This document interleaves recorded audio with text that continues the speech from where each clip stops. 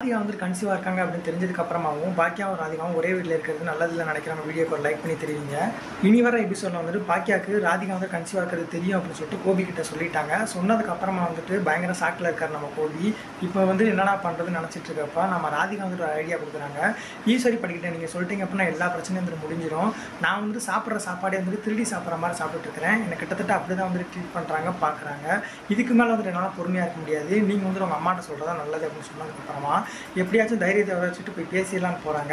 ஆனால் அந்த இடத்துல வந்துட்டு நம்ம பாக்கியாவும் செல்வி இருந்ததுனால இவங்க இருந்தாங்க அப்படின்னா நம்ம சொன்னோம் அப்படின்னா நம்மளை ரொம்ப கேவலமாக பார்ப்பாங்க அப்படின்னு சொல்லிட்டு ஹாலுக்கு வந்துட்டு வர வச்சு பேசிடலாம் நினைக்கிறாங்க. ஆனால் அந்த இடத்துல பாக்கியா வந்துட்டு செம்ம கழுவி ஊற்றிக்கிட்டு இருக்கிறாங்க. ஆனால் பாக்கியா வந்துட்டு செம்ம காண்டில் வந்துட்டு இருக்கிறாங்க நம்ம கோபியை பார்த்ததுக்கப்புறமா. ஆனால் கோபிக்கு வந்து நல்லாவே தெரியும் நம்ம மேலே டென்ஷனில் தான் வந்துட்டு இருப்பாங்கன்னு சொல்லிட்டு அதனால தான் வந்து தனியாக பேசணும்னு நினைக்கிறாங்க.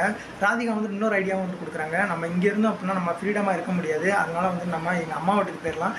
அங்கே போனால் தான் நம்ம ஃப்ரீடமாக இருக்க முடியும்னு திங்க் பண்ணுறாங்க. உங்களோட கருத்துக்கள் எதுவும் மறக்காம கான்பாஸ் பண்ணி பண்ணிட்டு அடுத்த ஒரு ப்ரோமோ அப்டேட் தெரிஞ்சுக்க சப்ஸ்கிரைப் பண்ணி வச்சுக்கோங்க.